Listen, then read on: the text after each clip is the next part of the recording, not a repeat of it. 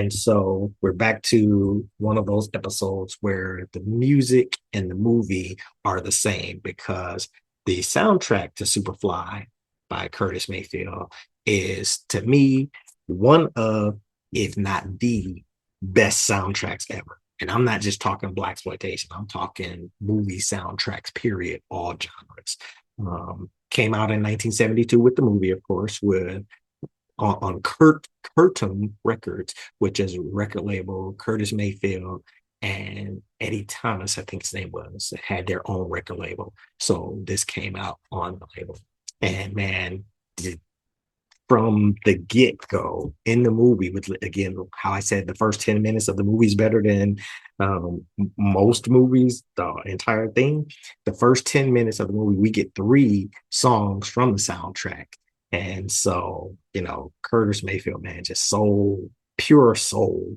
And you could feel that dripping throughout the movie. And several of the songs are plastered and sprinkled throughout. And that's the other thing is like, sometimes on soundtracks, you have songs that don't really play a part in the movie, or it's such a small snippet. I mean, they played extended versions almost in scenes of the movie of the music, and it just enhanced and helped the movie even more.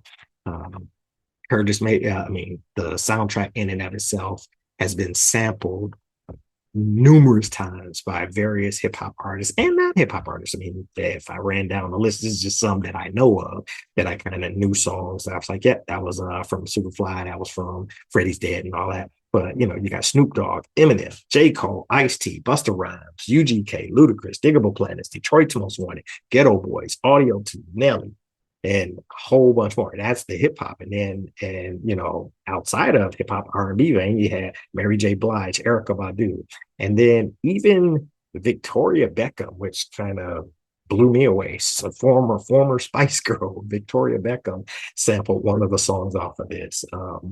Think she sampled for one of her songs. And when I was growing up, either my mom or my auntie had the soundtrack, the album. And I remember always looking at this. This is the back of the album. I remember always looking at this man and being like, oh man, I used to look at that picture of that one right there and be like, oh man, that's scary looking. That guy must have really got beat down. And one of the things I like to say is this, every image on here kind of represents one of the songs. So if we look, this probably represents Freddie's Dead. This one is when Priest got jumped by a junkie. So there's a song on there called Junkie Chase, and he was chasing the junkie. So that represents Junkie Chase. Him and Georgia in turn represents Give Me Your Love, or is it Give Me Your Love? What's the name of it? Yeah, Give Me Your Love. That one started a movie, Little Child Running Wild.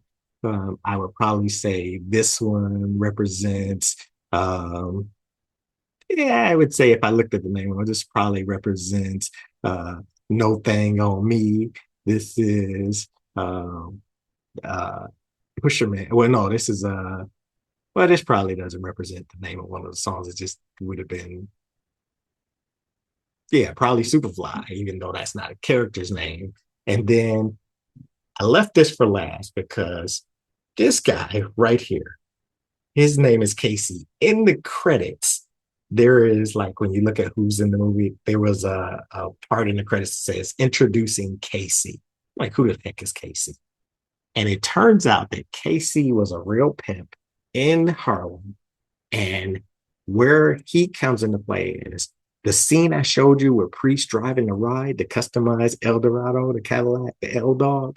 That was Casey's car.